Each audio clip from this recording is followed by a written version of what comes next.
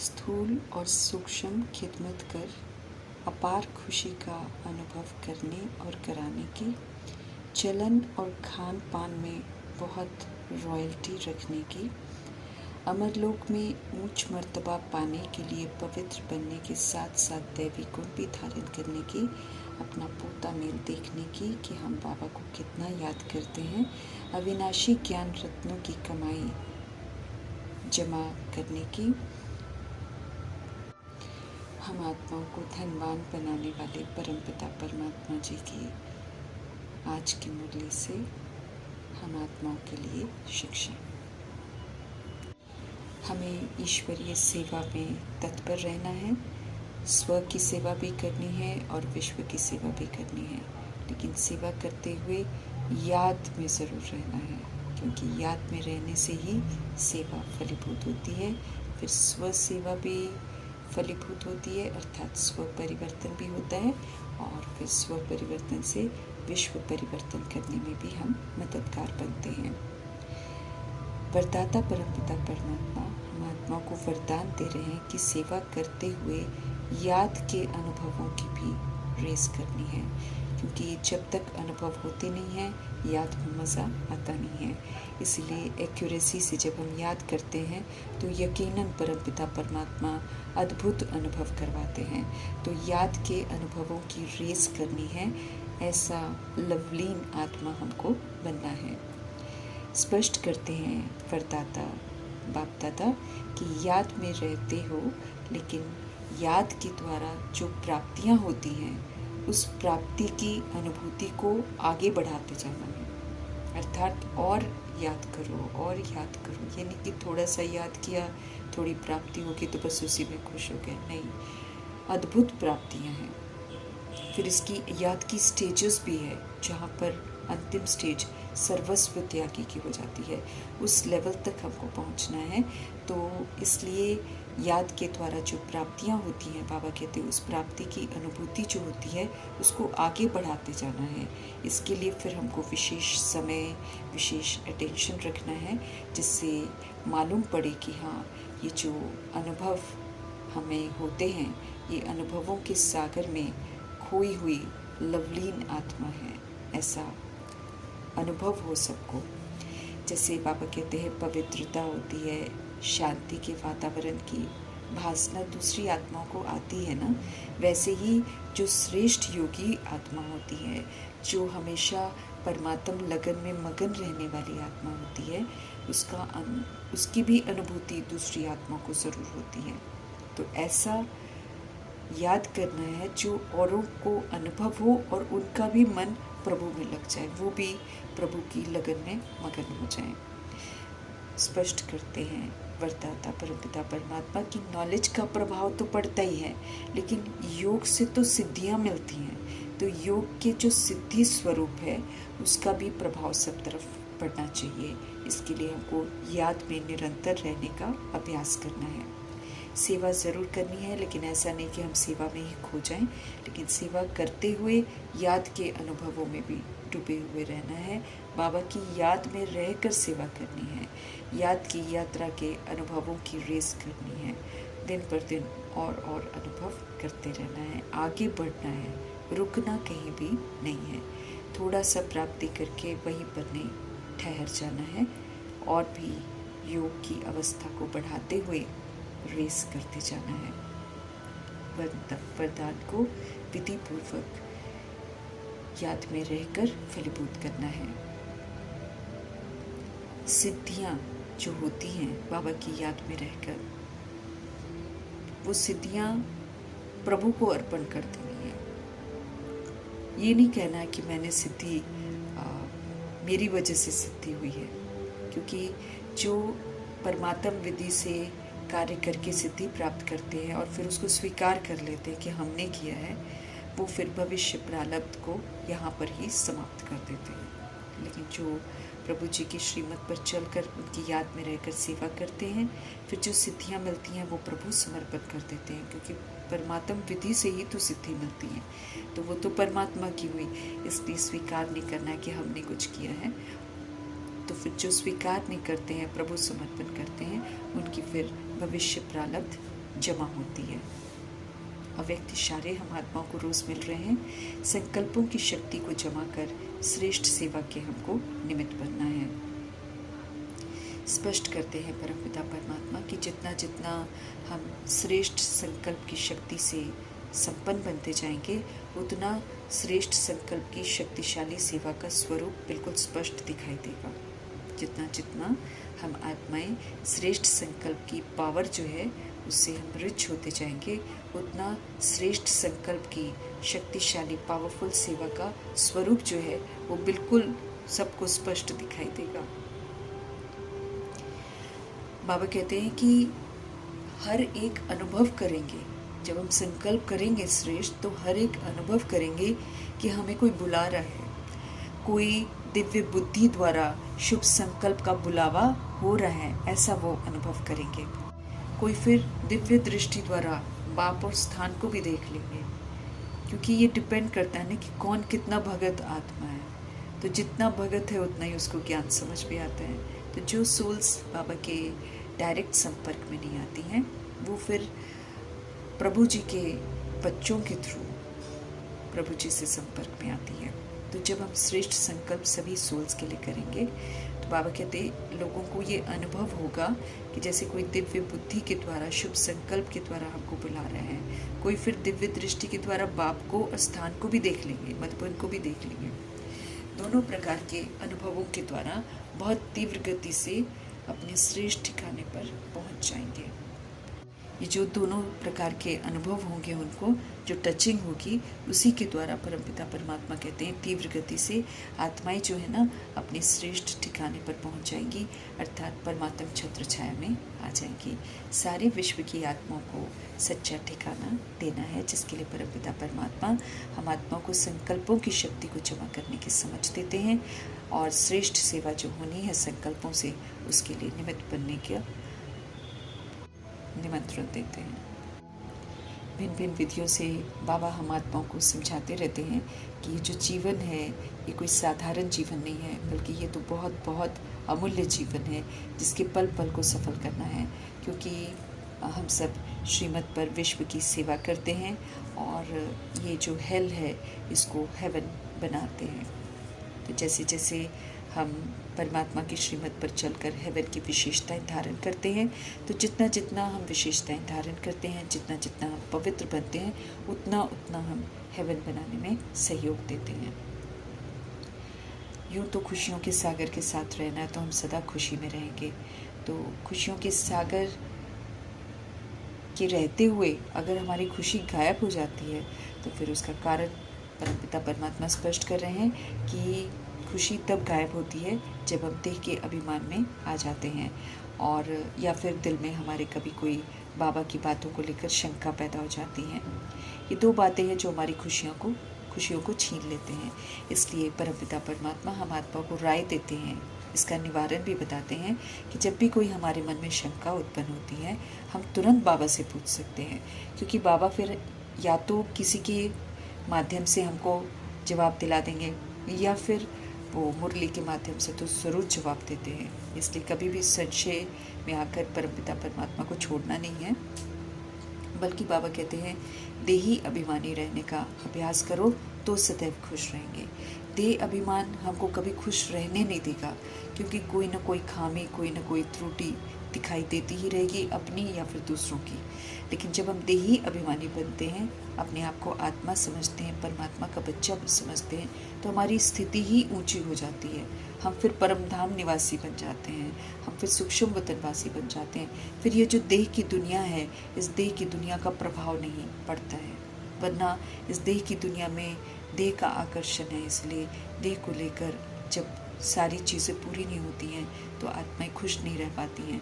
तो खुशी को छीनने वाला देह अभिमान जो है उसको छोड़ देना है, और कभी भी कोई शंका नहीं करनी है, क्योंकि परमपिता परमात्मा हर विधि से हम आत्मा को हर बात की समझ देते हैं। तो कोई भी प्रश्न उठे तुरंत बाबा से पूछना है। ऊंच ते ऊंच भगवान है, हम सबको ऊंच ते ऊंच बनाते हैं, तो हमें बहुत खुशी होनी चाहिए। बाबा सारे विश्व का मालिक बनाते हैं, मनुष्य तो परमपिता परमात्मा को ऊंचते ऊंच कहते हैं, लेकिन उनको यथार्थ जानते नहीं हैं। हम सब खुश नसीब हैं जो स्वयं परमपिता परमात्मा आकर हमको अपनी पहचान देते हैं और स्पष्ट करते हैं कि मैं तुम्हें विश्व का मालिक बनाता हूँ। वे खुद कभी नहीं बनते, लेकिन जो आत्माएं बनती हैं ऊंचते ऊंच श्रीमत पर चलकर, उनको स्वर्ग गिफ्ट के रूप में देते हैं। दुनिया में स्थूल धन प्राप्त करके मनुष्य इतराते हैं कि वो बहुत साहूकार हैं, लेकिन परमपिता परमात्मा लक्ष्मी नारायण जैसा बनाते हैं। इतना साहूकार तो कोई भी नहीं होता। दुनिया में वाइट हाउस बनाते हैं, अमेरिका वाले वाइट हाउस बनाते हैं, लेकिन परमपिता परमात्मा तो रतन जड़ित गोल्डन हाउस बनाते हैं, जिसमें आत्माओं को हक मिलता है रहने का। लेकिन सिर्फ वही आत्माएं गोल्डन हाउस में रहने का हक प्राप्त करती हैं जो इस समय श्रीमत पर चलकर हीरो हीरोइन का पार्ट बजाती हैं, क्योंकि जो श्रीमत पर चलता है वो हीरो और हीरोइन कहलाता है। क्योंकि इस कलयुग के वायुमंडल में पवित्रता की धारणा करके श्रीमत पर चलकर सतोगुणी और सत्युगी पार्ट बजाना मतलब हीरो हीरोइन का पार्ट बजाना।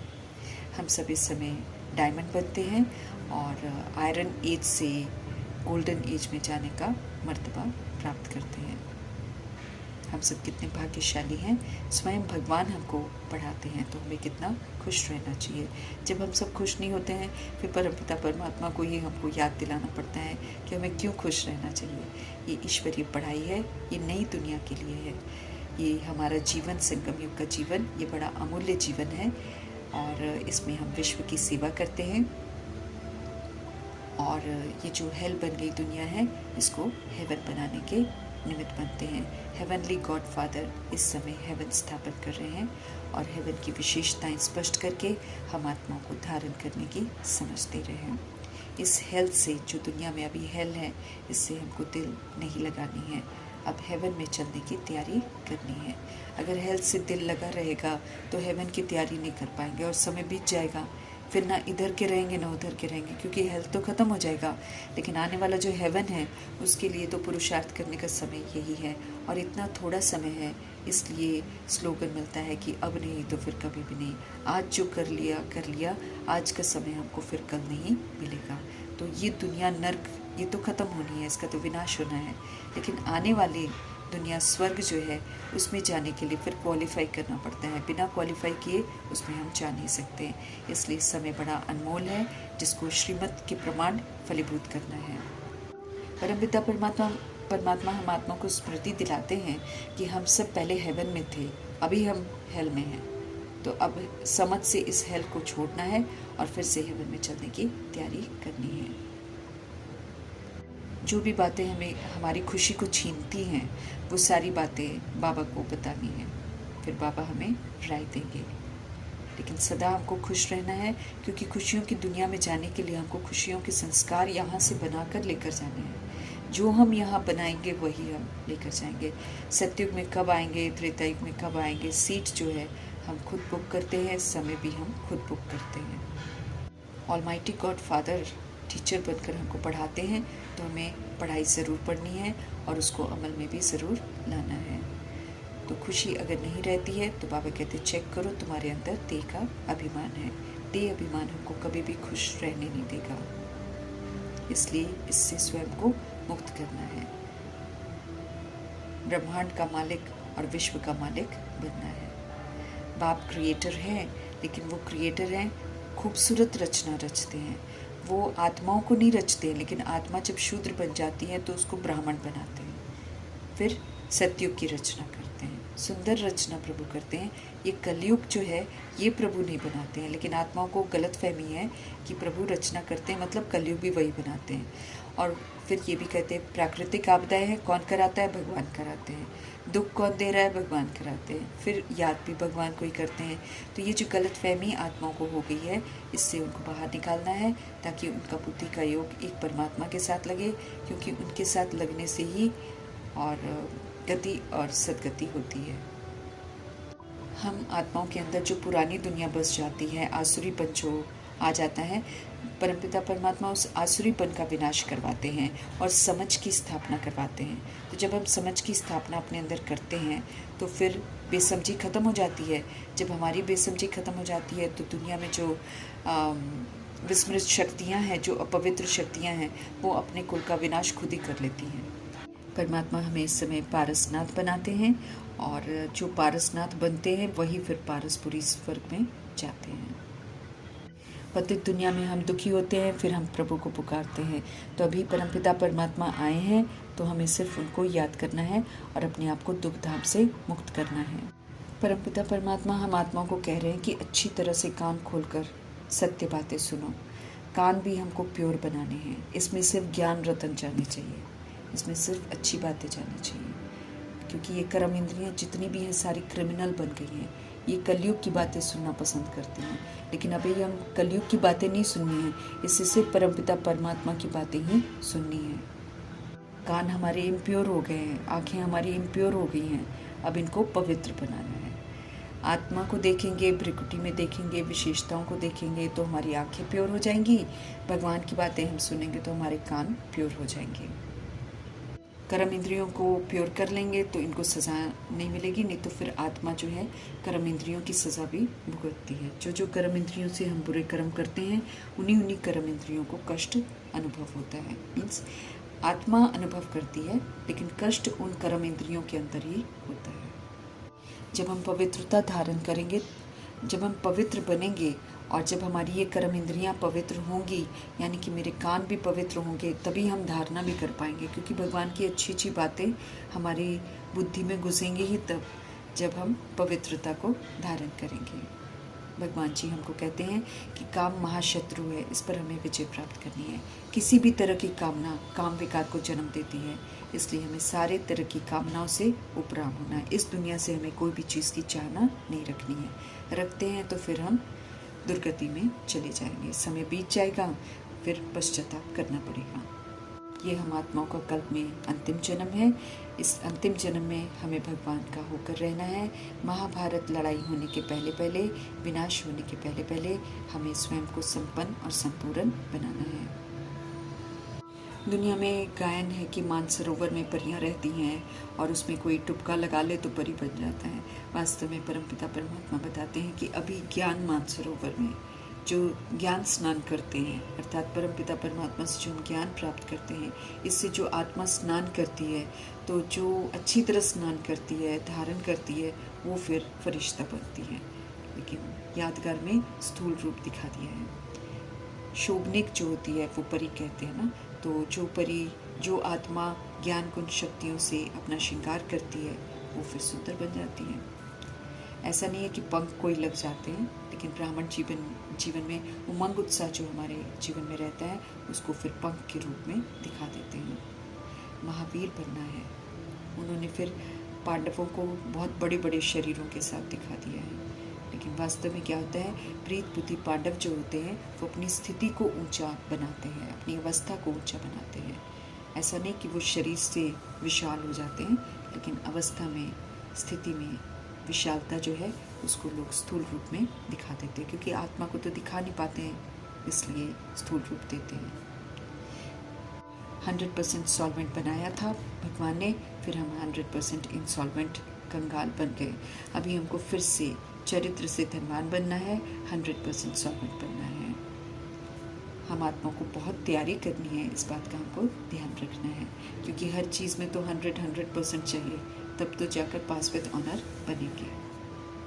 छोटे छोटे शरीरों में भी जो बच्चे हैं उनको भी समझाना है कि शिव बाबा को याद करो। करेंगे तो फिर श्री कृष्ण जैसे बनेंगे, अर्थात उनके घराने में आएंगे। तो हमें बहुत खुशी होनी चाहिए, अपार खुशी होनी चाहिए, और सेवा में हमें सदा तत्पर रहना चाहिए। मुख्य धारणा चलन हमारी रॉयल होनी चाहिए। रॉयल मीन्स कहीं भी कामनाएं नहीं होनी चाहिए। खान पान भी सुंदर होना चाहिए। खान पान सुंदर का मतलब है, बाबा सिंप्लिसिटी को सुंदर बोलते हैं। तो जब हमारे आचरण में, रहन सहन में सिंप्लिसिटी आ जाती है, जैसे ब्रह्मा जी में सिंप्लिसिटी आ गई थी, मम्मा में सिंप्लिसिटी आ गई थी, उसको रॉयल्टी बोलते हैं। रॉयल आत्माएं कभी भी किसी चीज़ के लिए तरसेंगी नहीं कि ये चाहिए वो चाहिए। ये चाहिए आत्मा को अधीन आत्मा बना देता है। तो इसलिए जो खान पान हमको मिलता है प्रभु जी से, उसको बड़े प्रेम से अगर हम खाते हैं तो हम रॉयल हैं। अगर हम नुक्ताचीनी करके खाते हैं तो फिर हम रॉयल नहीं हैं, फिर हम वही बेअभिमान वाले हैं ना। क्योंकि कलयुग में लोग ऐसे ही करते हैं, ये नहीं चाहिए, वो नहीं चाहिए, वो अच्छा है, ये अच्छा है। ये सारी भावनाएं जो हैं हमारी कलयुग में आ जाती हैं, तो आत्मा बिल्कुल गिर जाती है। अब हमको रॉयल बनना है कि जो प्रकृति से हमको मिलता है, जो परमात्मा से हमको मिलता है, उसका धन्यवाद करना है। कहीं भी हमको टेस्ट नहीं ढूंढना है। टेस्ट ढूंढते हैं फिर देह का अभिमान है, क्योंकि देह अभिमान जो है ये टेस्ट मांगता है। आत्मा को टेस्ट नहीं चाहिए, आत्मा को तो याद का भोजन चाहिए। हम याद करते हैं तो उसको ताकत मिलती है। और बॉडी भी जो है जितनी सात्विक होती है, जितना सात्विक खाती है, उतना ही ये शक्तिशाली होती है। उदाहरण बहुत सारे हैं। ब्रह्मा जी इतना सिंपल खाते थे, उबली हुई चीज़ें खाते थे और एक ही चपाती खाते थे, तो फरिश्तों जैसे चलते थे, अथक थे, थकते ही नहीं थे, सारा दिन सेवा पर रहते थे। कभी भी आखिरी वक्त में 94 की बॉडी में भी उन्होंने कभी किसी चीज़ का सहारा नहीं लिया, कभी कोई लाठी नहीं उठाई, कभी किसी का सपोर्ट नहीं लिया। तपस्वी रूप में बैठते थे और तपस्वी रूप में रहते थे। तो ये सारा खान पान उनका बड़ा रॉयल था। कभी भी उन्होंने ये नहीं कहा कि मुझे ये खाना है, मुझे वो खाना है। तो रॉयल्टी माना सिंप्लिसिटी, इस बात को हमें बहुत अच्छे से समझना है। खान पान बहुत सुंदर होना चाहिए, बड़ा सात्विक होना चाहिए, परमात्मा की याद वाला होना चाहिए। उसको बाबा सुंदर बोलते हैं, सिंप्लिसिटी को बाबा सुंदर बोलते हैं। जैसे बाबा बोलते हैं कि गरीबों की टोली उनको अच्छी लगती है।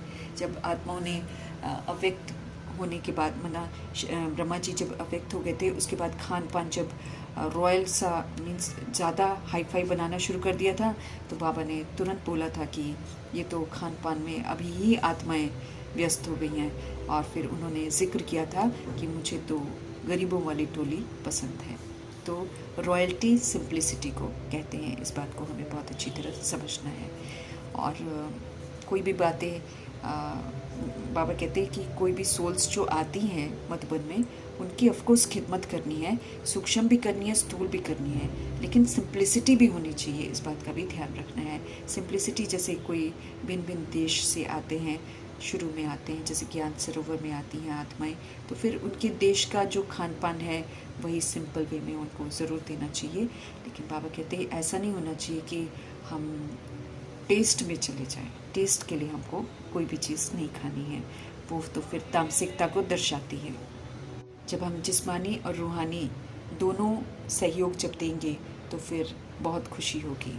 कोई भी जो बाहर से आती हैं सोल्स, उनकी खिदमत इस विधि से करनी है, स्थूल भी करनी है तो सूक्ष्म भी करनी है। उनको सच्ची सत्यनारायण की कथा ज़रूर सुनानी है कि कैसे सच्ची मुरली सुनकर हम वाकई नर से नारायण बनते हैं। विष्णु की नाभि से ब्रह्मा निकला और फिर ब्रह्मा के हाथ में शास्त्र दे दिए। इसका भी सत्य बताना है कि जो आत्मा विष्णु है वही फिर ब्रह्मा भी बनती है। कैसे बनती है, कैसे लंबा अरसा लेती है, लेकिन जब ब्रह्मा जी हैं, जब परमात्मा का संग मिलता है तो फिर 1 सेकंड की बात है, रियलाइजेशन की बात है। उनको तुरंत रियलाइजेशन हुआ था, फिर उन्होंने तुरंत जीवन मुक्ति का जो जीवन है वो जिया। तो इसलिए कहते हैं कि ब्रह्मा को 1 सेकंड लगा विष्णु बनने में, लेकिन विष्णु से ब्रह्मा बनने में 5000 वर्ष लगे। ट्रस्टी बनकर हमें पाठ बजाना है तो हम जीवन मुक्त का अनुभव कर सकते हैं। सतुगुणी सतयुगी पाठ बजाना है तो हम जीवन मुक्त का अनुभव कर सकते हैं। बड़ी रॉयल्टी से हमको रहना है।